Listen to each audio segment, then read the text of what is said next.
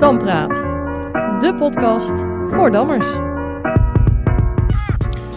Welkom luisteraars, leuk dat je luistert naar Dampraat, de eerste en enige podcast over dammen. Mijn naam is Friso Venema en ik maak deze podcast samen met mijn goede vriend Rink van Marle. De Rink die deze zomer in Brunsum het zilver veroverde. Ben je daar tevreden mee, Rink, of baal je dat er geen goud was?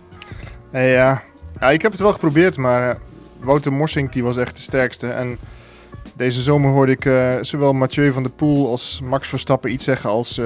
je kunt niet altijd 6 gooien. Ja, oké. Nee, heel goed dat je jezelf ook vergelijkt met Max Verstappen en Mathieu van der Poel. Ja, nou ja, ik heb in ieder geval nog gedampt deze zomer. Wat heb jij gedaan? Ben je nog een beetje opgeschoten met de zoektocht naar Alexander Dipman? Daar zo meteen nog meer over. Maar nee, ik heb vorige week gedampt. Dat was mijn enige activiteit inderdaad, moet ik toegeven. Maar ik heb het kroegdammen in Leiden bezocht. Ah ja, het kroegdammen. Heb je iets gewonnen? Nee, niet echt, nee. Het is een duo waar je dan mee speelt. En ik had een hele goede partner, Carlijn Overes. Maar wij kwamen toch wel net tekort tegen Jan Groenendijk en Jitse Slump. Ah ja. Maar het was een bijzonder grappig evenement, heel leuk. Hè? We hebben 10 kroegen in de binnenstad van Leiden. En er gebeuren allerlei dingen die ik hier niet kan vertellen. Dan moeten we Steven Hollander maar eens een keertje uitnodigen. Die overigens, veel mensen die reacties hadden, leuke reacties op deze podcast. En Steven, dat mag ik denk wel zeggen, die maakt ook opmerking dat hij onze stemmen zo mooi vindt. Oeh, spannend. Ja, ik weet niet hoe hij dat bedoelde, of sensueel of niet, maar... Ja, maar goed, je praat er nu omheen, maar hoe zit het dan met Dipman? We hebben een klein beetje voortgang, maar ja, ook weer niet heel erg veel. Via Ton Sijbrands, jawel, de oud-wereldkampioen, heel veel dank daarvoor, kregen wij wat informatie over de familie Dipman, die namelijk in Preetz zou wonen, Noord-Duitsland, iets boven Hamburg. En Dipman heeft een zoon, dat wist ik niet, Arthur. Ik heb zijn gegevens en ik heb ook de gegevens gekregen van een goede damvriend van Dipman. Maar in beide gevallen krijg ik geen reactie. Dus of het zijn verkeerde e-mailadressen of ze willen gewoon niet praten met Dampraat. Oké, een klein stapje verder dus. We zoeken nog even door. Noord-Duitsland dus, ja, daar zijn wij nu niet. Wij zitten hier ergens in de bossen in de buurt van Arnhem. Friso, waarom zijn we hier? Ja, niet zomaar bossen bij Arnhem, maar het sportcentrum Papendal. En dan ook nog in de skybox, uitkijkend op de atletiekbaan waar Femke Bol, Lieke Klaver en Sivan Hassan regelmatig hun rondjes lopen. En met de voor Nederland zeer succesvolle Olympische Spelen nog vers in het geheugen, is dit toch wel een magische plek, kan ik zeggen. En ook de plek waar natuurlijk onze trots, namelijk de dammers van Team NL, vaak trainen. Dus een hele mooie plek om met technisch directeur Johan Krijnbrink af te spreken, dacht ik. Maar helaas is Johan ziek. Dus die kan er niet bij zijn. Maar we hebben een hele goede vervanger. Namelijk de voorzitter van de KNB, Frans de Jonge. Welkom Frans. Dank. En heel erg fijn. Kijk, we hadden jou natuurlijk wel op de lijst staan. Je bent niet zomaar een invaller. Alleen we hadden jou wat later gepland. Maar heel fijn dat jij zo flexibel bent om nu aan te schuiven op Papendal. Ja, en Papendal is een mooie plek om weer even terug te zijn. Want ik herinner me nog hier de halve finales die hier werden gespeeld. 20 jaar geleden. Zelf ook aan mee mogen doen 2 keer. En ik ben net even wezen kijken of Bob Beamon nog steeds aan de muur hangt hier. Die geweldige sprong van Bob Beamon volgens mij was, ik weet niet of dat op Olympische Spelen was. Ik dacht wel Mexico of zo. Ja. Dat hij, wat sprong hij, 8,90 meter. Nou, die staat helemaal uitgetekend op de muur. Ik heb een foto gemaakt. Echt mooi om weer even terug te zien. Zeker. Nou, dat was wel heel leuk, die halve finales op dezelfde plek. Is dat, Frans, nog iets wat door jouw gedachten heen speelt als je hier rondloopt? Ja, het streven van de KNB is sowieso gericht op grotere zichtbaarheid van de damsport. Dus grotere damsportevenementen. Daar komen we later nog wel verder over te praten. Maar een bundeling van de halve finales is natuurlijk uitstekend op 1 locatie in het land met misschien nog wat nevenactiviteiten eromheen. Ja. Dus daar gaan we wel naar kijken. Kijk, nou mooi. Ja, je zegt al dingen die we misschien straks gaan bespreken. We gaan uitgebreid praten over je bestuurlijke activiteiten. We willen meer weten over je damprestaties, over wie nou eigenlijk Frans de Jonge, wat voor persoon je nou eigenlijk bent. Maar ja, de vaste luisteraar die weet het, we beginnen altijd met... De opening in 5 vragen. Precies. Hoe ben je gaan dammen, Frans? Ik heb daar even over moeten nadenken van hoe dat ook alweer begonnen is. Is dat zo lang geleden? Dat is best lang geleden, dat is in 1969 geweest. Ik woonde in Katwijk en ik had een buurvriend, Joop Burgerhout. En wij wandelden altijd 's avonds door het dorp in Katwijk, over de boulevard, over het strand. En op een zekere dag heeft Joop Burgerhout meegedaan aan een damevenement in Rijnsburg. En toen is hij lid van de Rijnsburgse Damclub geworden. En toen zijn we elke avond gaan dammen in plaats van wandelen. Ik woonde in een schuurtje achter het huis.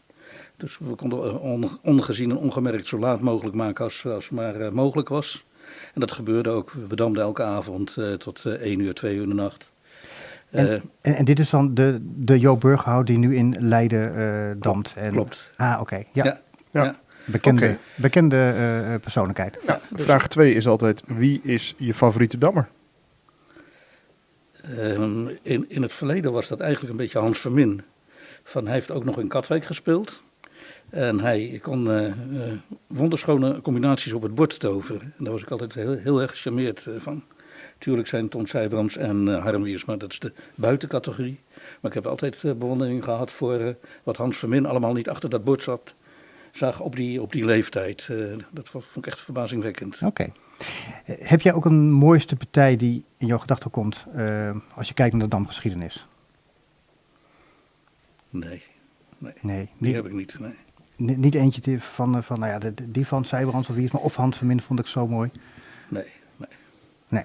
Dat hou ik niet bij. Nee. Mm-hmm. Nee.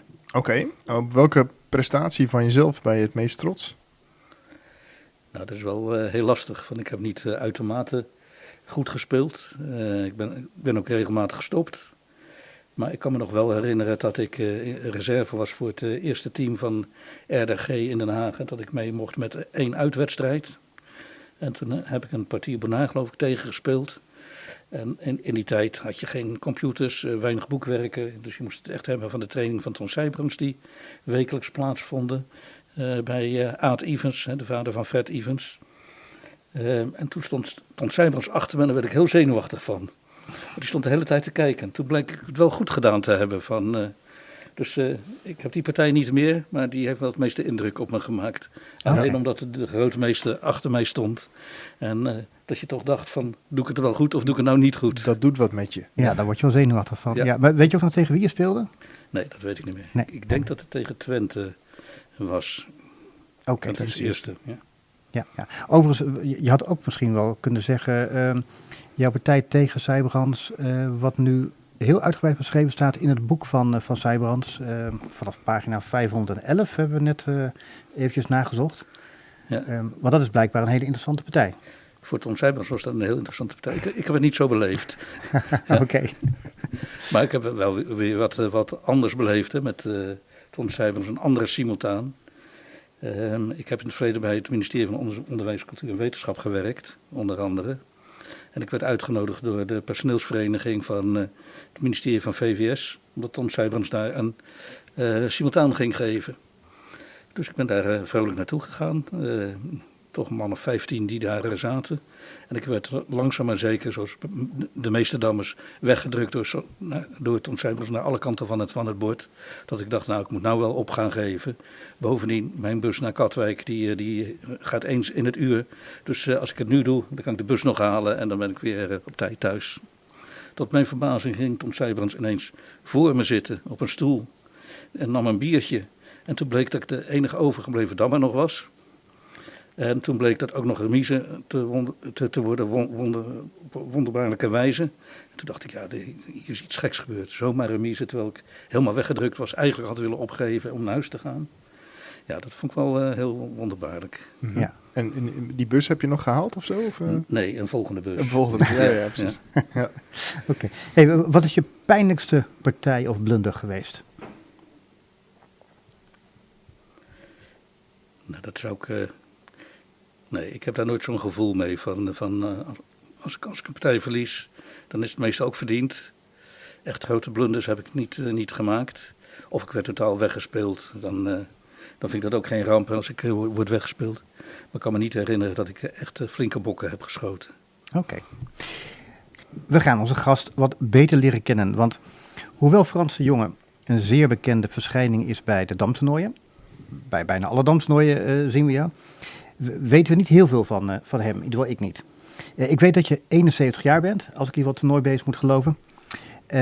Maar ik weet eigenlijk niet eens, waar woon je, bij welke club speel je, wat deed je eigenlijk als beroep? Dus even om daar te beginnen, wie is Frans en waar kom je vandaan? Nou, wat ik eerder vertelde, ik ben begonnen met het dammen in Katwijk. Eerst met Jo Burgerhout, later ben ik lid geworden van de Katwijkse Damclub. Kees Varkenvisser zat ondertussen al bij LDG of RDG. Ik heb daar veel aan de onderlinge meegedaan, aan de kampioenschappen. En uiteindelijk ben ik gaan studeren in Delft. En toen ben ik lid geworden van RDG Dio. En kwam ik in het selectieteam voor het eerste. Maar niet als vaste speler. Ik heb maar 1 keer meegedaan, wat ik nu net aangaf.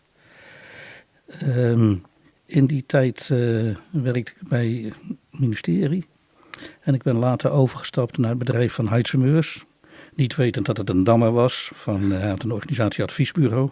Echt waar? Dat was gewoon toeval? Dat was toeval. Wat grappig. Ja, dus toen ben ik bij Heidse terechtgekomen. Had een bureau in Culemborg. En dat was het eerste bedrijf wat een beetje aan thuiswerken deed. Dus de mensen die werkten thuis en gingen dan het land in naar de klanten. En daar heb ik een jaar of 10 gewerkt. En dat vond ik wel een hele belevenis, ook met Heidse. Want zoals een klant een keer zei van, u bent wel een man van de tijd, meneer Meurs. Want u komt altijd te laat en u gaat op tijd weg. Zo kennen we Heidse. Ik kan wel meer mooie verhalen vertellen over Heidse Meurs. Ik kan me nog herinneren dat hij een keer vanuit de auto opbelde van Frans ik heb nog een vacature in de tuchtcommissie. Want de hele tuchtcommissie was in 1 keer opgestapt. Maar Heidse Meurs is al heel slecht te verstaan. Ja. En als hij dan ook nog een keer vanuit de auto belt, dan is hij helemaal onverstaanbaar. Maar had een probleem met de tuchtcommissie. Die was allemaal opgestapt. En toen ging hij naar iedereen bellen waarvan hij dacht, die wil aan de tuchtcommissie. En toen werd een tuchtcommissie samengesteld uit allemaal een samenstel van vrienden van Heidse Meurs of bekenden van Heidse Meurs. Dat was wel heel hilarisch. En jij zat er ook tussen? Ja, klopt. En Heidse is een voorganger voor jou geweest als voorzitter? Ja. Maar ik heb dus bij Heidse Meurs gewerkt. Daarna ben ik zelfstandig geworden. Ben later weer naar het ministerie van OCW teruggekeerd. Heb veel in duo gewerkt samen met Cor de Rood, een bekende dammer van Heiken. Ja.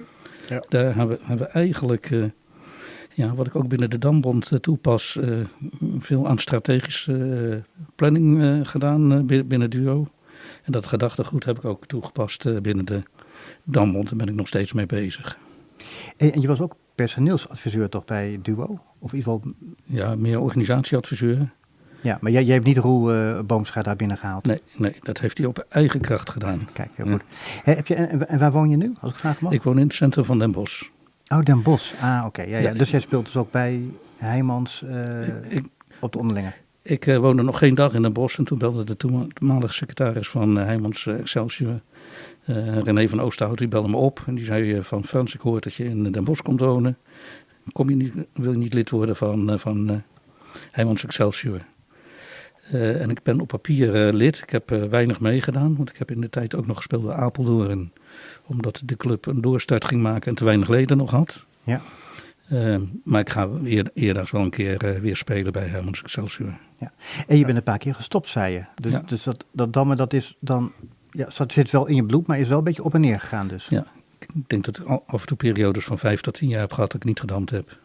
Dus het niveau gaat dan ook redelijk omlaag. En dan is toch de drempel om weer te gaan dammen is ook wel weer hoog. Ja. En nu ben je voorzitter. Waarom ben je voorzitter geworden? Ja, ik kan dat op verschillende manieren vertellen. We hadden in de tijd ik heb ook een jaar of 10 in de bondsraad gezeten. En de verhoudingen met voorgaande bestuur waren af en toe wat lastig. Omdat de communicatie altijd niet duidelijk ging. Dat was echt moeizaam. En uiteindelijk moest er een nieuwe voorzitter komen. En dat zou een dammer uit Haarlem zijn, waarvan ik de naam even niet noem. En die had zich kandidaat gesteld. En een paar dagen van tevoren heeft hij toch afgezegd. En ik was de tweede kandidaat vanuit de bondsraad. En toen zei ik, nou dat wil ik wel doen, maar alleen als iemand anders zeg maar met mij duo-voorzitter wordt. Want ik ben altijd adviseur geweest en geen voorzitter. En het zijn toch andere competenties die je hebt. Toen heb ik een presentatie gehouden in de bondsraad. En dat was naar tevredenheid van de bondsraad. En de man die vicevoorzitter of duo-voorzitter wilde worden. Ja, die zag er toch vanaf, want die woont echt heel decentraal in het land. En kon eigenlijk die functie niet goed invullen. Maar we functioneren wel als duo nog steeds. Dus dat is wel heel mooi. Ja. Dus hij leidt bijvoorbeeld de vergaderingen van de bondsraad. Wat normaal de voorzitter van de KNB doet. En er ligt veel meer bij zijn competenties dan bij mij. En ik ga veel meer over, ja, laat ik maar zeggen, over de inhoud, over de visie ten aanzien van de KNB. En je vertelt nu al hoe je voorzitter geworden bent. Maar waarom ben je voorzitter geworden? Ja, ik was in de gelegenheid om het te doen. Ik vind het ook belangrijk. Ik heb altijd toch aangegeven dat het anders moest. Ik heb samen met Jaap van Galen en Fred van Amersfoort een deltaplan gemaakt. Een kwantitatieve analyse van de ledenontwikkeling van de KNB en wat je daaraan kon doen. En ik vond toen ik zo dichtbij was in die buurt en er geen kandidaten waren, dat het eigenlijk ook mijn verantwoordelijkheid was om daar invulling aan te geven. Met de ervaringen die ik in het verleden heb opgebouwd, dacht ik, nou dat zou mij best moeten kunnen lukken tot daar wat verbetering in aan te brengen is. Mm-hmm. Want de Dambond en de Damsport vind ik een mooie sport, veel bevlogen mensen. Dus als je daar wat voor kan doen, vind ik dat uitermate zinvol. Ja, en dan kun je voorzitter zijn, kun je op allerlei manieren invullen. Een van de dingen die je kunt doen is zichtbaar zijn. Volgens mij het laatste half jaar, ik ben je in Tilburg tegengekomen, ik ben je in Brunsum tegengekomen, in Nijmegen ben ik je tegengekomen, in Putten volgens mij ben ik je tegengekomen, in Hogeveen, in Heerde. Volgens mij kan ik niet ergens naartoe gaan waar gedampt wordt. In Flevoland, overal ben je. Jij dus ook, Rink? Ja, volgens mij is Frans dan op meer plekken. Ja, ik vind het heel belangrijk om namens de KNB het gezicht te laten zien. Ik was ook in de gelegenheid en voorgaande bestuurders die hadden vaak een volle baan. En die konden alleen in de weekenden wat doen. Maar ik vind het belangrijk om gewoon te zien waar onze leden mee bezig zijn, waar de besturen mee bezig zijn. De vraagstukken die de dammers hebben. Dus ik ben bij heel veel toernooien om een gezicht te laten zien. En dat levert ook veel op. Ik merk ook waardering van de leden dat iemand van de KNB er komt. Er zijn ontmoetingen dat mensen ontroerd zijn van, we hebben nog nooit een voorzitter van de KNB gezien. Dan denk ik, ja, het kan natuurlijk ook anders, maar laten we het zomaar even doen. En je krijgt er ook heel wat voor terug. Dus je krijgt heel veel goodwill terug. De samenwerking met de bondsraad loopt goed. De samenwerking met de bonden en de verenigingen is goed. Dus dat krijg je er wel weer voor terug. En iedereen weet mij ook te vinden als ze problemen hebben. Mm-hmm. Ja, nou ben je hier in de uitzending die we opnemen op Papendal. De plek waar heel topsport Nederland bij elkaar komt. Eigenlijk zou dat helemaal niet de plek zijn waar we jou zouden moeten interviewen. Want je lijkt veel meer degene van de breedte sport te zijn. Nou, ik vind het kan niet zonder elkaar. Hè. In het verleden heb ik gedacht dat we ook wel zonder de topsport zouden kunnen. Maar ik denk als we geen topsport zouden hebben, dan zou de damsport zoveel verliezen. Je zou het aanzien verliezen. De hele uitstraling die je nu hebt. De aandacht vanuit de sponsoren, vanuit de subsidieverstrekkers, die neemt alleen maar toe als je ook over topsport beschikt. En ook voor de leden is het natuurlijk heel goed als je een topsportstatus hebt. Dus ik ben voor allebei. De breedte sport is belangrijk, maar je kan eigenlijk ook niet zonder topsport. En we mogen blij zijn, het was zo'n kleine bond. Topsport kunnen onderhouden. En we hebben ook het geluk dat we meeliften met allerlei subsidies van Team NL. Zodat eigenlijk de KNB niet echt veel kost. We kunnen heel veel tot de eigen bijdrage rekenen van de bond. Dus we zitten echt in een luxe omstandigheid. Ja. Toch zijn we een vrij kleine bond en we hadden een daling van het aantal leden. Volgens mij is dat nu ongeveer een beetje gestabiliseerd. Hoe zie jij de toekomst? Wat zijn jouw plannen die nog de komende jaren over de damwereld worden uitgestrooid? Ja, dat zijn er best veel, denk ik. Ik ben nu 5 jaar voorzitter en de eerste keer dat ik begon, toen is er een meerjarig beleidsplan gemaakt. En dat werd alleen een beetje in de wielen gereden door corona. Wat echt een grote slag heeft toegebracht aan alle sportbonden, maar ook aan de Dambond. Want de hele leeftijdsopbouw is verstoord. Het kost weer heel veel tijd voordat de nieuwe jeugd achter de damborden zit of aan bestuursfuncties gaat werken.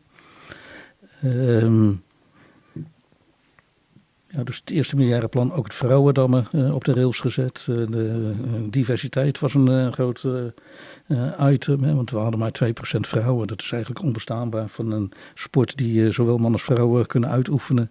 En dat er zo weinig meiden en vrouwen aan het dammen zijn. Nou, dat is opgepakt met de Droomdamsters, is dat uitgebouwd. Er is veel externe sponsoring geweest. We hebben ook vanuit NOC-NSF weer subsidie gekregen. Dus dat loopt nu een beetje op de rails. Dat heeft uiteindelijk geleid tot een verbetering van het percentage van meisjes. We zitten nu op 6%. Dat is nog niet heel hoog. De schaakbond zit op 10%. Die zit al wat beter. En daar zit ook op de oude leeftijd veel meer meiden. Maar we zijn nog niet waar we moeten zijn. Het ledental blijft onder druk staan, omdat er door de natuurlijke uitstroom elk jaar toch een aantal leden vertrekt. En dat betekent dat je dat moet compenseren door jeugdleden. En die worden niet altijd direct opgegeven aan de KNDB, wat betekent dat je eigenlijk in voorgaande jaren nog steeds een daling van het ledental zag.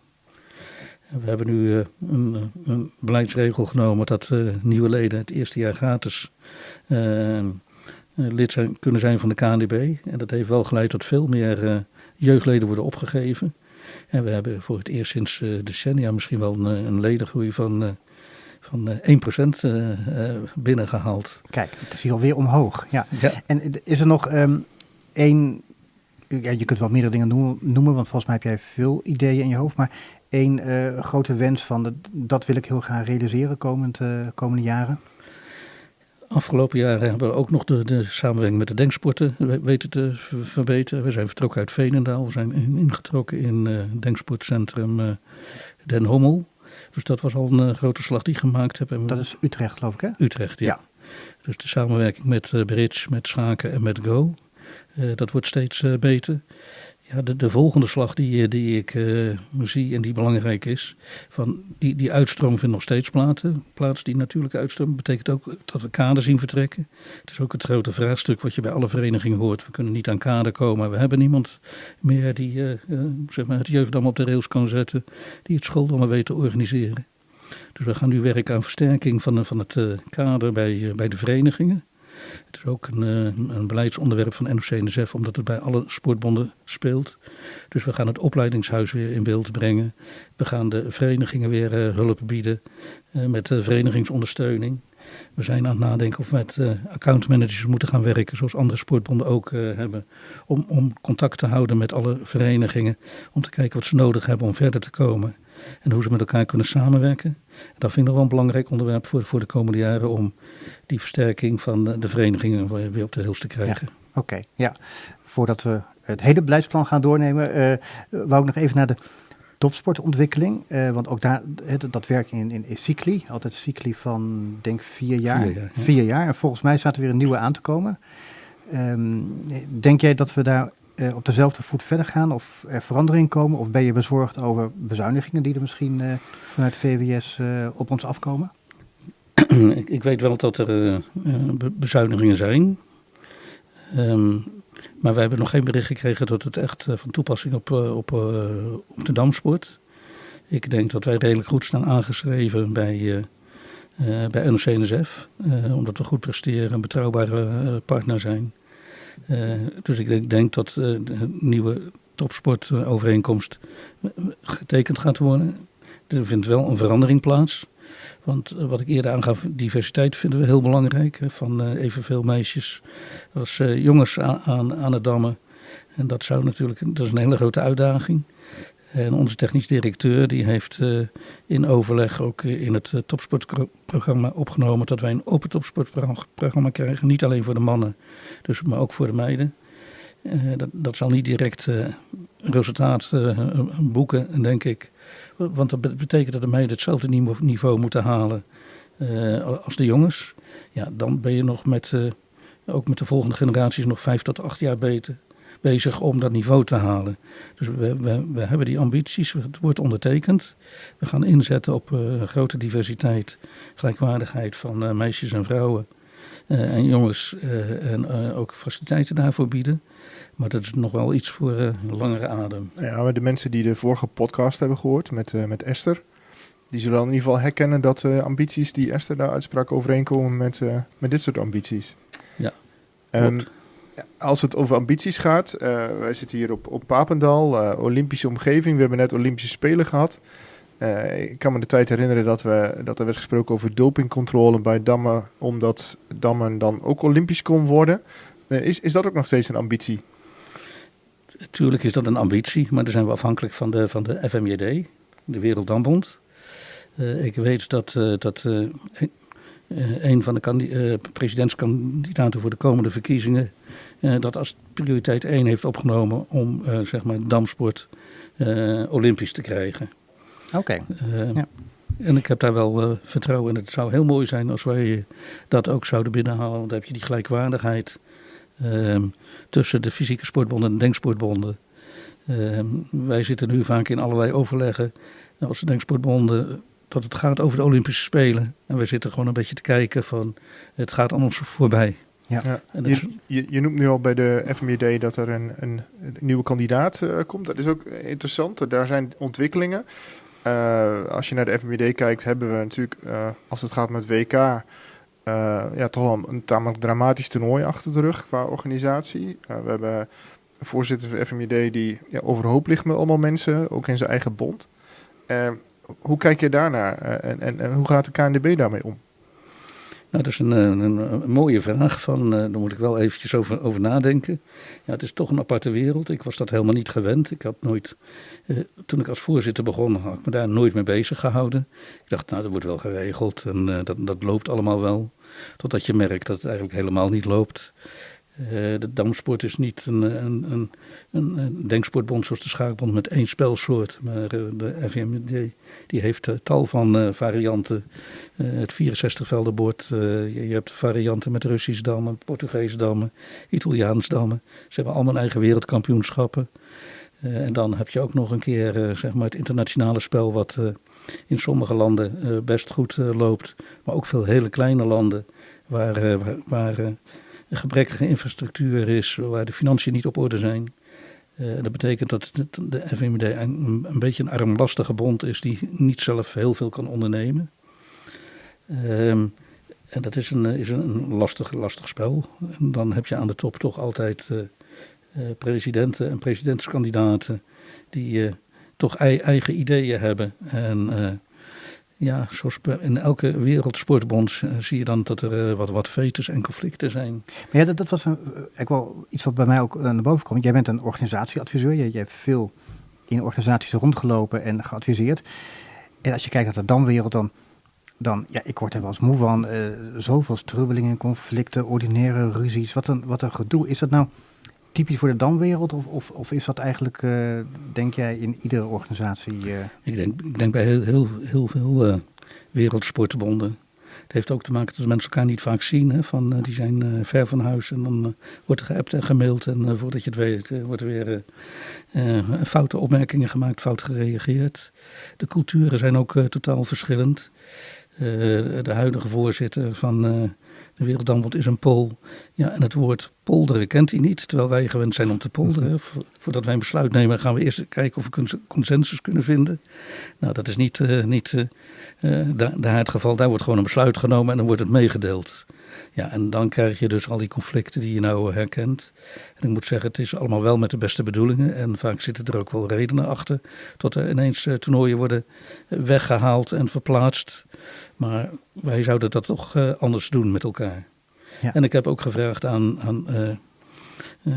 de president om dat ook toe te lichten. In het Damspel heeft een artikel met hem gestaan, een interview met de andere presidentskandidaat Janneke Maggi uit Estland. Volgt ook een interview door Fred Ivers afgenomen om te laten zien hoe dat spel een beetje internationaal ook gaat. Maar dat geeft ook de kandidaten de mogelijkheid om te vertellen wat ze van plan zijn. Ja. En heeft de KNB ook al een keuze gemaakt wie jullie steunen? Of is dat, mogen wij dat nog niet weten?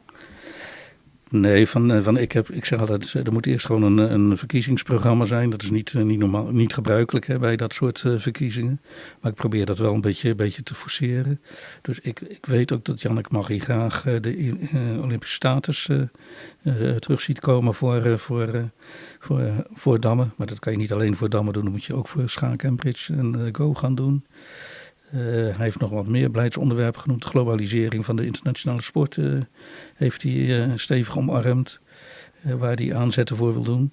Terwijl de huidige president ook bezig is met de versterking van de 64 veldensecties. Ja, dus er zijn wat verschillen. En ik houd mijn kruid liever nog even droog. Totdat de verkiezingen er zijn.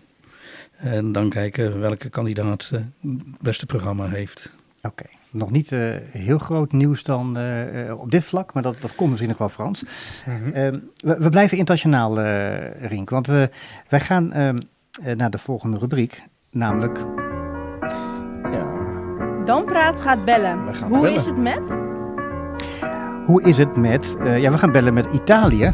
En in Italië woont namelijk Casper van der Tak. Even kijken of we hem aan de lijn kunnen krijgen. Ja, hallo, met Casper. Hey, hallo Casper, met Rink van Marle. Dag Casper, Friso ook hier. Friso. Welkom in onze uitzending. Heel fijn dat jij ons te woord wil staan. Jij zit nu in Leggiuno, hoe spreek je dat uit? Leggiuno. Leggiuno, een plaats aan het Lago Maggiore, provincie van Varese in Italië, in Lombardije. En het is prachtig, ik heb het even gegoogeld op jouw advies. Het ziet er echt heel mooi uit. En het Lago di Maggiore, moet ik gelijk aan denken, dat is ook een Franse dammer waar ik nachtmerries van krijg. Want 2 jaar geleden op het Europees kampioenschap speelde ik tegen die man.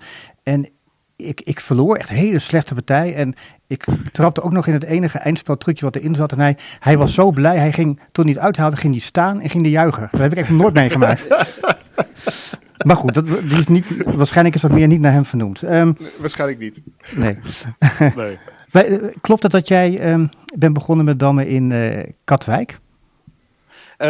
Niet helemaal, maar wel er dichtbij. Ik kom uit Wassenaar en ik ging daar natuurlijk naar school en via schooldammen, daar deed ik het goed voor mijn lagere school.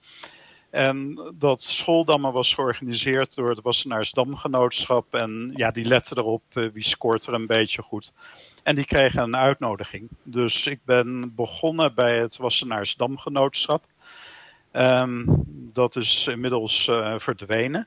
Mm-hmm. Maar dat heeft eigenlijk, als ik mezelf meereken, 2 goede dammers voortgebracht. Hans Vermin en ikzelf. Ja. En in die tijd dat wij er waren was, je had RDG in Den Haag als een grote club. Maar op een gegeven moment kwam Katwijk, die kwam geleidelijk opzetten. En daar is toen volgens mij eerst Hans Vermin gaan spelen. Die was een aantal jaren ouder en ook sterker. Altijd sterker geweest, altijd sterker gebleven. En later ben ik daar ook naartoe gegaan. Dus het was wel voor het eerst dat ik landelijk speelde in Katwijk. Klopt. En wat wij niet wisten, maar wij hebben hier als gast Frans de Jonge. En die ben jij ook nog tegengekomen bij Katwijk? Jazeker, ja. Het is grappig, ik kwam een aantal jaren later kwam ik tegen, hoe heet hij nou? Een veel jongere speler die voor Katwijk gespeeld heeft. En die had het toen over het roemruchte Katwijk van vroeger, waar Frans zat erin, Hans Vermin zat erin, Sally de Jonge zat erin, Joop Burgerhout zat erin. En dat was inderdaad, dat was een heel goed team. En dus ik ken Frans al heel erg lang. Was dat misschien Bas Messenmaker, want die komt toch ook uit Katwijk? Of ja, natuurlijk. Om de een of andere reden kon ik niet op zijn naam komen. Maar hij kende van horen zeggen dat die club en dat team. Hoe lang heb ik daar gespeeld? 2 jaar, 3 jaar? Ja, zoiets. Kees Varken speelde toen ook nog mee? Ja, Kees Varkenvisser, die was er. Het was echt... we speelden... hoofdklasse, denk ik dat het in die tijd heette. Niet de allerhoogste klasse, maar de klasse eronder. Ja. En het was eigenlijk een behoorlijk sterk team. Ja, nou, zo klinkt het wel. En kun je ons nog even uitleggen, want dat weten de dames natuurlijk niet. Jij woont nu in Italië. Je hebt volgens mij ook nog in Zwitserland gewoond. En je hebt zo'n 20 jaar in China gebivakkeerd. Hoe komt een jongen uit Katwijk in China? Ik had economie gestudeerd. Ik was ontwikkelingseconoom. En ik was gaan werken voor het Nederlands Economisch Instituut in Rotterdam. En op een gegeven moment moest er voor de Verenigde Naties iemand gestuurd worden naar China om iets te gaan doen op het gebied van duurzame ontwikkeling. Dus hoe je economische groei combineert met behoud van het milieu. En daarvoor hadden ze iemand nodig. Toen werd ik uitgestuurd voor een job die was bedoeld voor 1,5 jaar. En het was een typisch ontwikkelingssamenwerking project. Die dingen die gaan nooit zo snel als je verwacht. Dus het begon met 1,5 jaar, toen werd het 2 jaar, 2,5 jaar, 3 jaar. Dus het werd steeds maar langer. En er kwam niet meer budget bij voor mijn job. Ik moest het project leiden. Het was een soort capaciteitsopbouw, trainingproject voor de mensen die de planning deden. Om ervoor te zorgen dat die beter het milieu meenamen in hun planning. En dat die plannen ontwikkelden die meer in lijn zijn met wat het milieu nodig had. Maar goed, dat project dat duurde maar voort. Dus ik moest er andere dingen naast gaan doen. En ik had in die tijd een specialisatie op het gebied van klimaat. En daar was de Nederlandse ambassade erg in geïnteresseerd om dingen op dat gebied te doen. Dus toen ben ik naast mijn werk voor de Verenigde Naties werk gaan doen voor de ambassade. En op een gegeven moment werd dat zoveel dat ik daar eigenlijk ook toen mijn eigenlijke job daar afgelopen was, had ik daar nog steeds werk aan. Toen ben ik langere tijd gebleven. Dus ik ben er niet 20 jaar gebleven. Ik ben er ongeveer 10 jaar gebleven. En in die tijd hadden we al een huis hier gekocht in Italië. Omdat we ooit tijdens de vakantie uitgevogeld hadden dat het hier heel erg mooi was. Toen ben ik in 2009 teruggekomen naar Europa, maar dan naar Italië. En toen ben ik in 2013... En al die tijd gewoon klussen blijven doen. Hè? Dus dingen op het gebied van klimaat, opdrachten van ontwikkelingssamenwerkingsorganisaties. Maar op een gegeven moment was ik ook in de carbonmarkten terecht gekomen. Dus de handel in CO2, emissiereducties. Ik ontwikkelde projecten, ik verkocht CO2-rechten. En, ik ben daar een beetje in door blijven gaan. En in 2013 ben ik gaan werken voor de Asian Development Bank in Manila. Als een consultant, daar 2 jaar gezeten. En daarna weer teruggekomen hier in Italië. Dus dat is in een notendop hoe het gegaan is. Maar een beetje toevallig. En die 2013 hadden wij ook gezien dat je toen in China een toernooi hebt gespeeld ook? Klopt. Ja. En dat was wel grappig, want in die tijd dat ik in China zat, ik was heel veel ook in Mongolië geweest.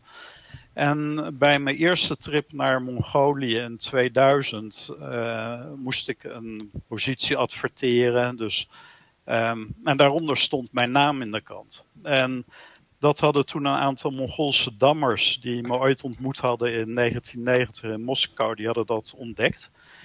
Die hebben me toen uitgenodigd om naar het Mongoolse kampioenschap te komen om de prijsuitreiking te doen. En ik heb uiteindelijk daar ook nog een simultaan gegeven en zo. Dus op zich allemaal heel erg grappig. Maar op de een of andere manier kwam dat ook terecht bij een Chinees die in Mongolië had leren dammen. En in China probeerde dammen aan de praat te krijgen. Dus ze waren toen, in 2007 was dat, waren ze begonnen met het plan om China groot te maken in de damwereld. En ik heb toen ook een paar trainingen gegeven. En het leuke was dat in 2013, toen ik terug was in China bij dat damtoernooi, toen werd dat gememoreerd. En ik liep daar de speelzaal binnen. En toen werd er omgeroepen in het Chinees. Dit is Caspar van der Tak, de eerste internationale trainer van de Chinese dammers. Wow. Iedereen staan en klappen, dus ja, dat was wel grappig. Wat een mooie titel. Ja. En dan heb je dus die damontwikkeling daar ook wel behoorlijk meegemaakt, of in ieder geval daaraan bijgedragen. We kijken daar natuurlijk heel erg van afstand naar. Denk je dat er een Chinese wereldkampioen aankomt? Het is grappig, want ik kan me herinneren dat een jaar nadat ik die trainingen gaf, toen was Wieger Wesseling.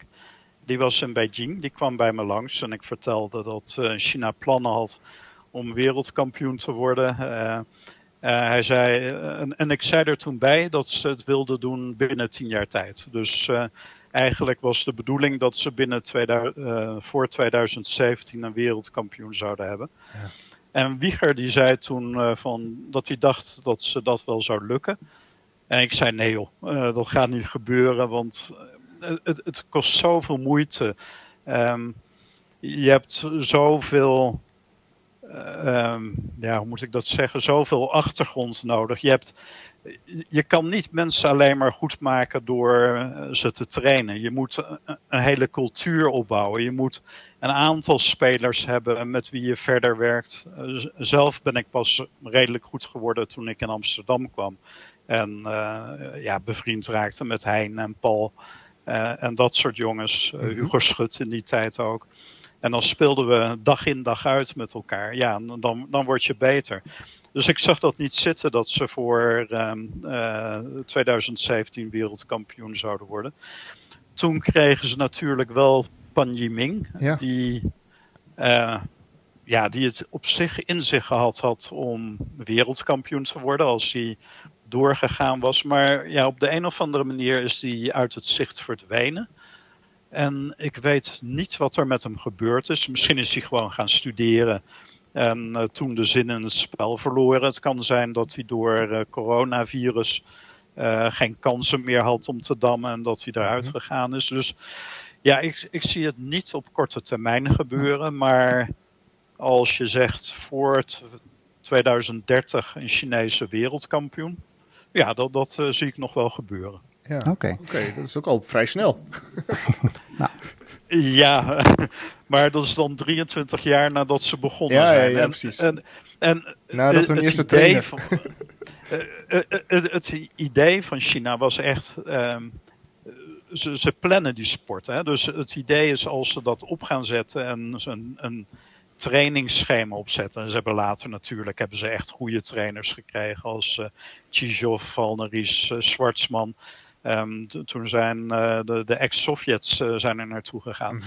Ze hebben het echt heel serieus opgepakt met het idee om een wereldkampioen te leveren en daarin te scoren in de sport. Maar dammen is niet een sport waar je het heel erg snel opbouwt. Dus als het uiteindelijk binnen 23 jaar het geval is, ja, dat zou mooi zijn. Ja. Even naar Italië, waar je nu woont.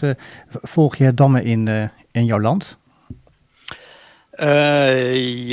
Ik weet dat het Italiaans kampioenschap kort geleden geweest is. En ik weet dat ze in Mori dat toernooi gehad hebben dat niet gewonnen werd door Schwartzman. Nee. Ik heb ooit meegedaan aan een toernooi in Bergamo. Dat was toen het kampioenschap van Lombardije. Dus ik ben ooit regionaal kampioen geweest van Lombardije. Ik moet zeggen, ik volg het niet goed. Ik zou het leuk vinden om in de toekomst weer te gaan spelen. En ik weet niet eens wat de regels zijn. Ik weet niet of ik voor Italië uit zou kunnen komen zonder dat ik Italiaanse nationaliteit heb. Ik ben gewoon nog Nederlander en ik ga dat ook niet opgeven. Ik denk het wel, als hoor. ik de mogelijkheid zou hebben om voor Italië te spelen, dat zou ik heel erg leuk vinden, heel erg graag doen, maar ik weet niet hoe dat werkt. En ik weet ook niet hoe goed ik op dit moment zou zijn, want ik heb in 2016 was dat volgens mij, heb ik dat toernooi in Bergamo gespeeld, waar ik dan kampioen werd van Lombardije. En daar een fles wijn mee verdiend. En een grote salamiworst. Nou, heel mooi. En toen heb ik een paar jaar later, in 2018, meegedaan aan... Dat moet het wereldkampioenschap Blitz en Rapid geweest zijn, dat toen in Bergamo was. Maar eerlijk gezegd, toen merkte ik wel dat... dat ik heel erg wisselvallig geworden was. Dus ik kon nog een paar goede partijen afleveren. Maar ik leverde ook een aantal partijen af die echt gewoon super slecht waren. Dus ik weet niet hoe goed ik zou zijn als ik weer zou gaan spelen. Ik volg het een klein beetje. Een klein beetje? Volgens mij volg je het best goed, toch? Want wij hebben wel bij de belgasten... de eerste belgasten die we hadden in onze aflevering was Bert Zwart. En die was bekend bij andere dammers nog. Of bij de hedendaagse dammers, zeg maar. Omdat hij best wel wat commentaar gaf op toernooibezen af en toe bij partijen. Nou, dat doe jij nog veel meer dan Bert, toch? Ik ben altijd redelijk mondig geweest. Ik heb de neiging... Ja goed, ik lever commentaar, maar als je goed kijkt naar mijn commentaar is dat niet erg inhoudelijk meer. Het is meer van goed gedaan, goed gespeeld. Maar ik volg het spel nog graag. En ik heb ook laatst het boek van Sijbrands gekocht. Dus dat ligt hier en dat heb ik ook doorgelezen. Ja. Dus het blijft wel bij je hangen. En je ziet nog steeds de schoonheid van het spel. En volgen heel graag. Maar het is niet meer erg actief. Dus ja, maar ook die reacties, als je dan zegt het is misschien niet inhoudelijk, maar of niet speltechnisch. We zien ze graag. Zeker. Dat is mooi. Ja, nou, ik blijf betrokken. En bijvoorbeeld Alexander Schwartzman, als er een toernooi in Italië is. Dit keer is hij niet langsgekomen. En dat had ermee te maken omdat ik eigenlijk reisplannen had voor eind augustus. Maar hij heeft wel heel vaak dat als hij in Italië is voor een toernooi, dat hij langs probeert te komen. En ja, dat schept natuurlijk een extra reden, extra band om het spel te volgen. Ja. Even nog naar jouw eigen damloopbaan. Want je bent internationaal meester en je hebt veel toernooien gespeeld. Je hebt ook 3 keer meegedaan aan het Nederlandse kampioenschap met ook een 5e plaats. Waar kijk jij met het meest plezier op terug? Ik denk dat ik het met het meest plezier... er zijn verschillende vormen van plezier. Spel inhoudelijk denk ik dat mijn beste toernooi eigenlijk een toernooi was dat een beetje vergeten is. Dat was Javaanse jongens in Groningen in 1992. Mm-hmm. Daar werd ik tweede achter Andries Keizels. En die werd met een straatlengte voorsprong winnaar, maar hij had ook wel verschrikkelijk veel geluk. Ik ben altijd wat slordig geweest in de afwerking van partijen. Dus ik liet een paar partijen wat glippen. Daar had ik wat meer uit kunnen halen. Ik had geluk, of de wind in ieder geval mee tegen Olga Lewina. Die speelde eigenlijk gewoon een hele goede partij tegen me. En, ik had mazzel dat ik die niet verloor. Maar wat me daar vooral van bijbleef, dat ik daar met 3 partijen op een veld 18 terecht kwam. Dus met wit een wel echt een verre voorpost plaatste. En dat het ook eigenlijk alle 3 keren wel goed was. Dat was een toernooi waar ik met heel veel spelinhoudelijk plezier naar terugkijk. En ik denk dat het leukste toernooi was een toernooi in Battle in Amerika bij de Checkers Hall of Fame in 1989. Oké. Dat was grappig, want dat werd georganiseerd bij Charles Walker. En Charles Walker was een rijke Amerikaan. En die had als plan dat Damme Olympisch moest worden. Kijk. Dus om dat te bereiken moest hij in zijn toernooi zoveel mogelijk nationaliteiten vertegenwoordigd hebben. Ik mocht uitkomen voor Nederland. Ron Huysens was daar. Hij werd gepromoveerd tot Belg. Pieter Rosenburg, die was er. Die werd een Fransman. Anatoly Gantwerg werd een Pool. Het was echt een knotsgek toernooi. Maar het was ook echt heel grappig. Wel, op een gegeven moment... in de laatste ronde, toen speelde ik volgens mij tegen Mogiljanski. En ik kwam heel erg slecht te staan. En dat moet ik er even bij vertellen. Dit was een toernooi, de Amerikaanse variant werd ook gespeeld. Dus je had de American Checkers variant en een internationale spel. Dus voor die Checkers variant waren er ook spelers. En op een gegeven moment zat een van die lui, die zat enorm hinderlijk te lachen, terwijl ik moeilijk stond tegen Mogiljanski. En dat kon ik dus totaal niet hebben. Dus ik liep op hem af en ik zei van, joh, houd even je waffel. Ik zei vermoedelijk zoiets, we proberen hier een serieus spel te spelen of zo. Ik was ook niet echt aardig. En nou goed, toen ging ik weer terug naar het bord en verder proberen om een slechte stelling te redden. En toen begon hij weer te ginnegappen en te giechelen. Hij had een of ander paardengehinne kwam eruit. Dat was echt heel erg. Dus ik liep weer op hem af en ik zei toen op een wat hardere toon van, en nu ga je uit deze ruimte weg en je komt niet meer terug totdat ik klaar ben met mijn partij. En nou goed, dat... Blijkbaar, toen was er een journaliste en die vond dat blijkbaar grappig. Dus die wilde me interviewen na afloop van de partij. Dus het werd trouwens remise, die partij. Okay. Dus ze kwam op me af en ze wilde me interviewen. Dus er begon zoiets van... what's your name? Oké, Casper van der Tak. How old are you? 23. En toen zei ze van... En wat zou ik nu vragen? En toen dacht ik, dit interview gaat niet iets worden. En toen zei ik van, zal ik mezelf gaan interviewen? En dus, dat vond ze wel een idee. Dus toen ben ik mezelf vragen gaan stellen en mezelf ook antwoord gaan geven op mijn eigen vraag. En dat werd een heel leuk interview. En was het een New York Times of was het een ander medium?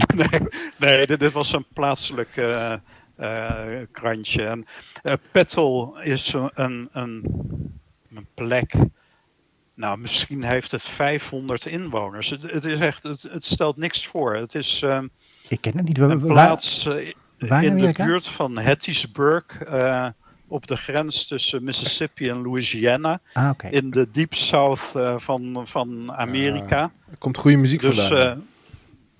Er komt goede muziek vandaan, maar het plaatje stelde niet veel voor. En diegene die me interviewde,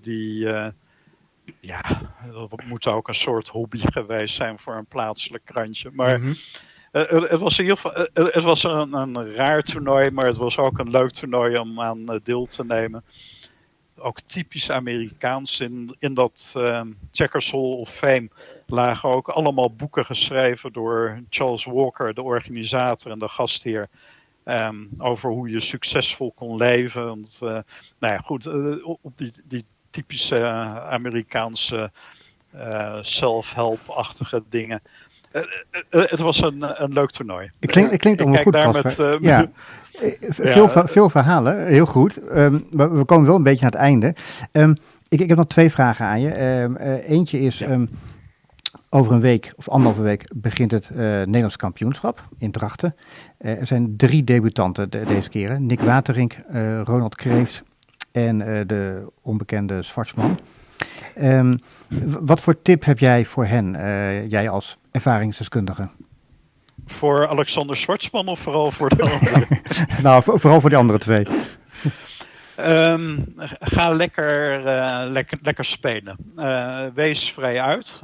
En wij hadden als Amsterdammers hadden we onderling een gezegde dat je pas echt meedeed aan het Nederlands kampioenschap als je een keer gewonnen had. En het idee was dat als je als een partij bedoel je mee ging doen.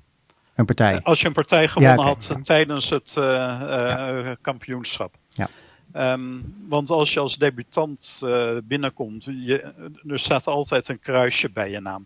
Dus mensen gaan op je jagen. En ze blijven dat doen tot het moment dat je een keer hebt laten zien dat als ze te ver gaan, dat je kan winnen. Ja. Dus je eerste overwinning in zo'n toernooi is heel belangrijk om serieus geworden te worden. Ja. Genomen te worden. En ik denk trouwens, volgens mij zijn het beide ook gewoon goede, interessante spelers. Dus laat ze daar vooral trouw aan zijn. En ik hoop dat ze snel een overwinning boeken. Mooi.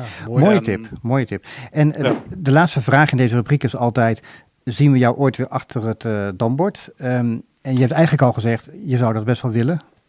Dus wij kijken uit naar jouw comeback in Italië. In de internationale damarena. Ja, ik denk dat het dan gaat worden in Italië. En ik denk dat er wel een goede kans op is. Want het blijft toch altijd wel kriebelen. En ik merk het ook. Bijvoorbeeld dat Nederlands kampioenschap, dat ga ik natuurlijk ook weer volgen als dat van start gaat. En dan gaat het een beetje kriebelen en zo van dat je er eigenlijk zelf ook wel weer zin in hebt. Ja, en als Schwartzman hier mee kan doen in Nederland, dan zou je toch ook in Italië mee moeten kunnen doen. Ja, dat is wel zo. Ja. Ik ben trouwens wel benieuwd ook wie het gaat winnen. Ik denk... Jouw voorspelling? Ik denk Alexander. En er zijn er 2 van. Een fijne voorspelling. Baljekin of Sars? Oké, nee, goed. Een Alexander. Dus Alexander, een van de beide Alexanders of Jan Groenendijk, denk ik. Ik denk eigenlijk dat het uiteindelijk Schwartzman wordt. Want hij is als toernooidammer toch wel heel erg goed. En hij weet altijd plusjes te scoren. En ik had gekeken naar het wedstrijdschema. Hij heeft ook de mazzel dat hij Ron Heusens op de tweede ronde heeft van een van de dagen waar je 2 rondes op 1 dag hebt. En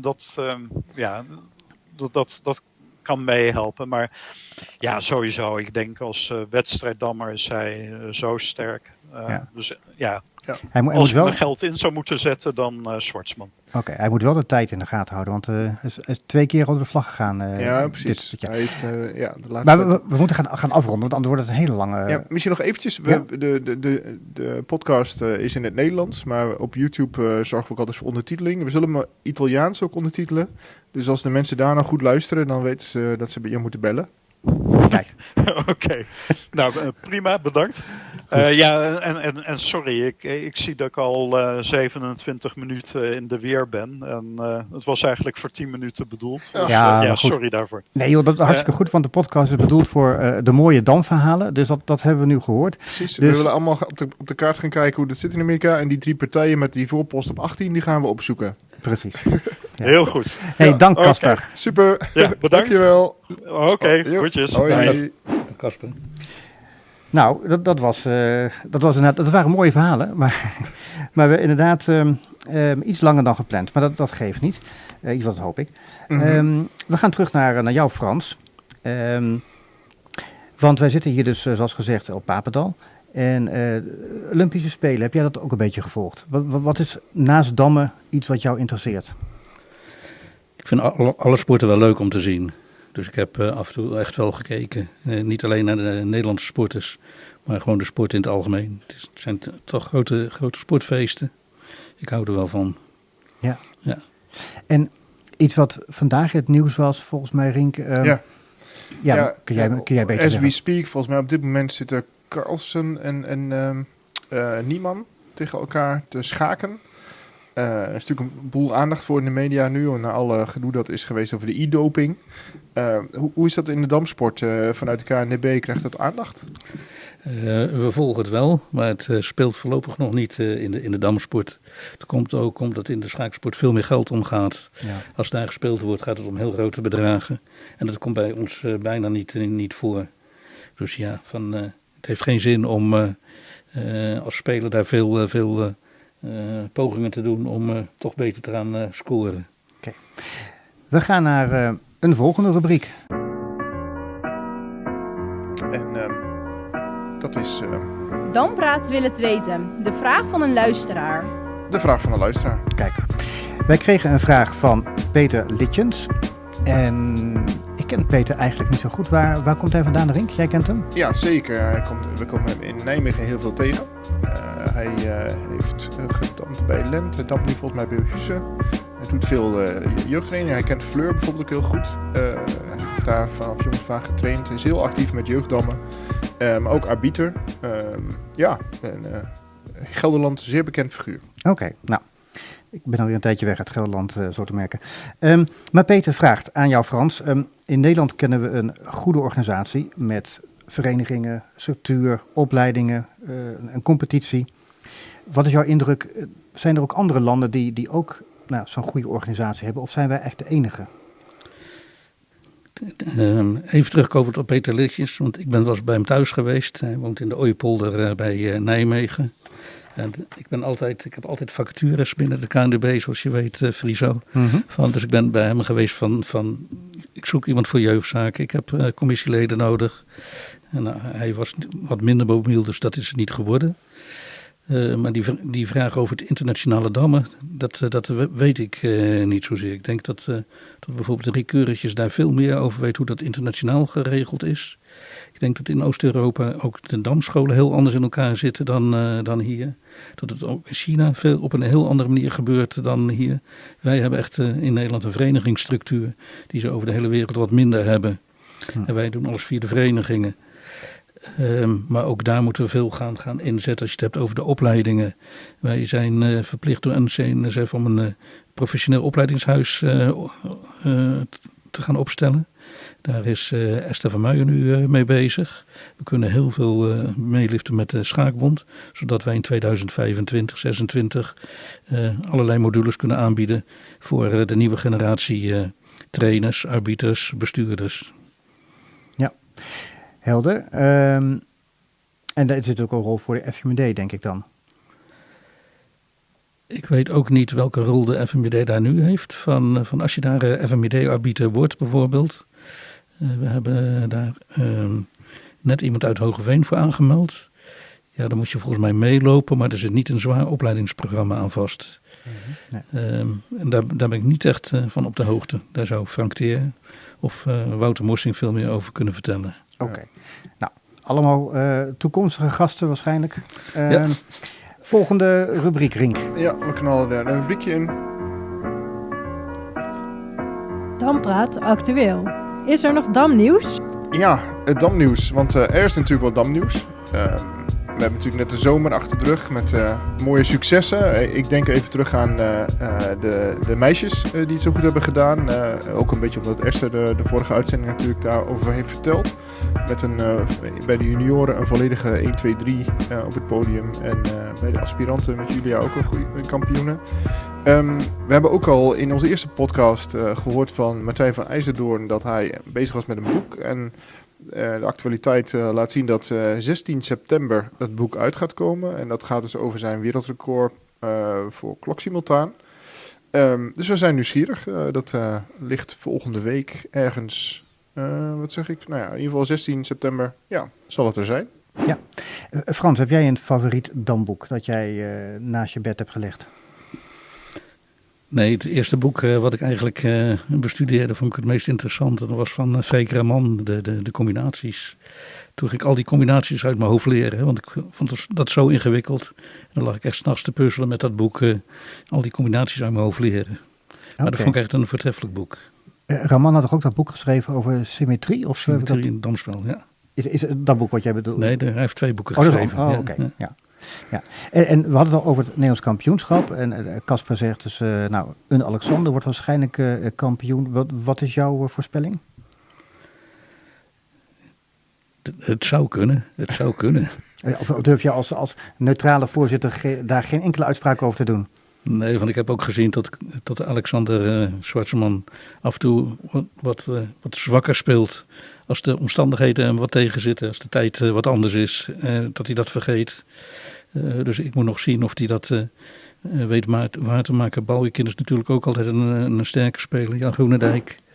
Dus ik ben heel benieuwd hoe dat gaat aflopen. Ja, op dit moment worden volgens mij de spelers nog steeds voorgesteld. Hè? Elke keer komt er weer een speler bij, tenminste op de website van het NK. Ik vind het wel mooi dat net kwam Nick Waterink al te sprake dat hij meedoet. Want we waren natuurlijk de eerste podcast namen we op bij Lunteren. En toen was daar die barrage.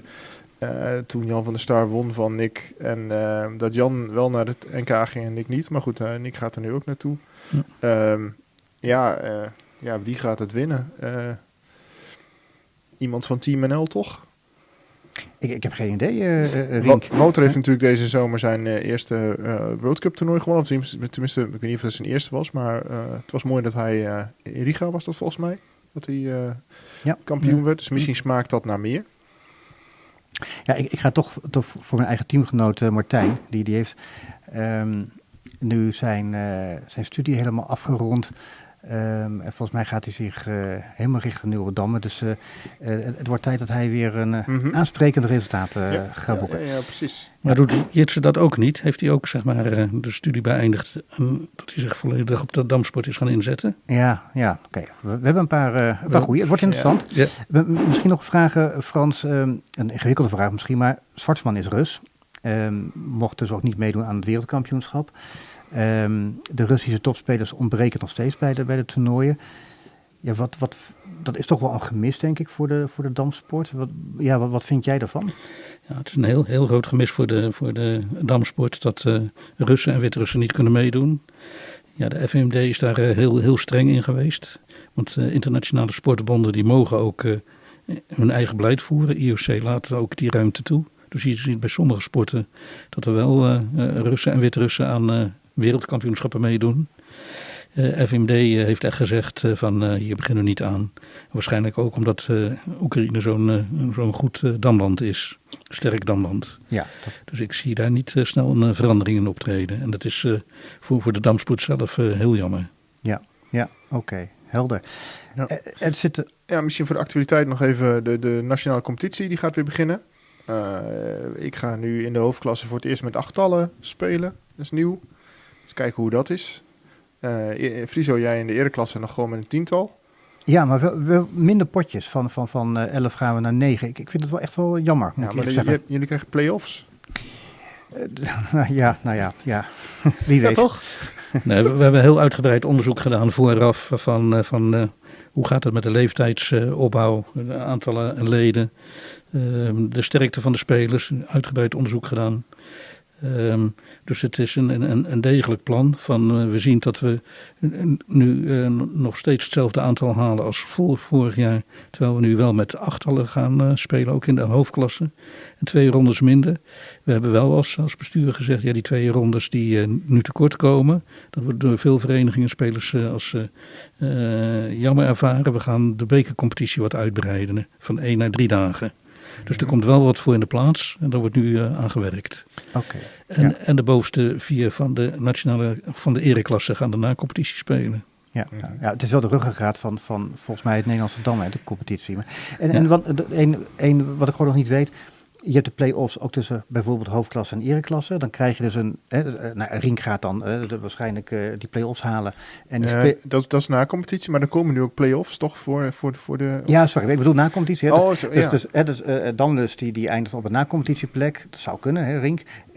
Jij met Nijverdal natuurlijk ook in hoofdklasse. Spelen jullie dan met z'n 8 tegen ons 10 of 9 tegen 9? Hoe gaat het dan? Nou, het staat ergens beschreven, denk ik. Dat zou ik niet uit mijn mouw kunnen schouwen. Ik denk dat het dan met 8 is. Tenminste, wij hebben afgelopen jaar met Nijverdal ons moeten verdedigen tegen Tilburg. En die waren toen al met 8. En wij waren nog met 10. En toen hebben we het 8 tegen 8 gespeeld. Oké. Maar het roept natuurlijk wel de vraag op van... we tweede klasse begonnen met 8, eerste klasse met 8, hoofdklasse met 8... Ja, we hebben bijvoorbeeld ook naar de Schaakbond gekeken. Hè, van, doen wij daar nou verkeerd aan om met 8-tallen te gaan werken? Nou, de Schaakbond, ik heb het uitgerekend, die werken met 304 teams in een nationale competitie. En er zijn er 3 van met 10-tallen. En dat is de ereklasse en 2 hoofdklassen. En daaronder is alles in 8-tallen. Dus dat zijn er verschrikkelijk veel. En dat valt daar heel goed. Maar hun nationale competitie hebben ze ook wat anders ingericht. Ze hebben daar wat grotere afstand tussen de rondes gemaakt. Waardoor er tussendoor ook bekercompetities kunnen plaatsvinden. En ik denk dat we daar nog wel wat van kunnen leren. Van hoe het nog aantrekkelijker gemaakt kan worden. Okay. Ja, voor ons komt het met 8-tallen in ieder geval niet heel verkeerd uit. Omdat we natuurlijk nog steeds bij ons in het team Artem missen. Omdat hij nog steeds in de oorlogssituatie zit met Oekraïne. En die zouden we er toch wel heel graag weer bij hebben. Maar goed, dus voor ons is het dat we even niet met 10 zijn, maar met 8. Is het net even iets makkelijker. Ja, maar er zijn ook nieuwe verenigingen nu bijgekomen. Hè. Van Roermond is weer met de vereniging, met het team gekomen. Ik hoor helemaal geen klachten vanuit de vereniging over het spelen met 8-tallen op 1 vereniging na. Die heeft er echt veel last van. Maar verder horen wij daar geen geluiden over. Oké. Nou, we gaan het zien. Laatste vraag, want het zit er eigenlijk alweer op, Frans. Laatste vraag. Zijn er nog vacatures? Ja, genoeg. Zoals elke sportbond zijn de vacatures bij het bestuur. Hè, en we hebben altijd periodes van 3 jaar, dus dan gaan er ook weer mensen vertrekken. Maar wij kunnen een penningmeester gebruiken, we kunnen een secretaris gebruiken. We kunnen waarschijnlijk ook nog een voorzitter gebruiken. En we zoeken nog steeds iemand voor jeugdzaken. En het moeilijke is dat je als bestuurder niet alleen over je vak apart praat. Je bent niet alleen financieel georiënteerd of niet alleen op jeugdzaken. Maar je praat over het hele beleidsterrein van zo'n sportbond mee. Dus ja, je vraagt net wat anders dan de beste jeugdtrainer die je hebt bijvoorbeeld. En dat maakt het wel moeilijk. Ja. Nou, ik vraag het ook omdat, het serieus antwoord Frans, en zeker heel belangrijk dat mensen zich daar voor inzetten inderdaad. Ik zeg het ook omdat echt bij iedere keer als ik Frans tegenkom is, nog voordat jij vraagt hoe gaat het, wil je voorzitter worden. Klopt. En ik dacht dat het heel speciaal om mij ging, maar dat doet hij eigenlijk bij iedereen, merk ik. Maar goed. Maar wat ik ook zie is dat het leuk is als mensen zich ontwikkelen binnen de damsport. Hè. Ze beginnen gewoon ergens bij een vereniging. Ze komen dan in een commissie terecht en uiteindelijk bij of de bondsraad of een bestuur. Ik zie mensen zich ontwikkelen. Bijvoorbeeld Wouter Morsink, die is begonnen. Die zit nu in de wedstrijdcommissie van de KNDB. Die is voorzitter van de technische commissie van de Werelddambond. Ja, je ziet die mensen zich gewoon ontwikkelen en dat vinden ze hartstikke leuk. Ja. Nou, hartstikke goed. Lijkt mij namelijk niet altijd een makkelijke of een dankbare rol. Want als je beslissingen neemt als bestuurder, dan krijg je ook altijd weer gedoe of mensen er iets van vinden. Ik vond het ook wel leuk om te zien dat op Facebook Steven Tjong compliment aan jou gaf. Sinds Franse Jongeren is er veel veranderd, veel ten goede. Dus dat is toch mooi om dat mee te geven. Heel erg veel dank, Frans, dat je hier te gast wilde zijn als voorzitter, maar vooral ook als dammer. Heel veel dank aan Caspar van der Tak vanuit het mooie Italië. Zijn verhalen inderdaad. Rink en ik gaan hier op zoek naar Femke en Lieke of ze een partijtje willen dammen. Luisteraars, feedback en ideeën zijn altijd welkom en vergeet de podcast ook niet te delen met andere damliefhebbers. Ik zou zeggen tot de volgende Dampraat. Ja, precies. Dit was Dampraat, de podcast. De podcast over dammen.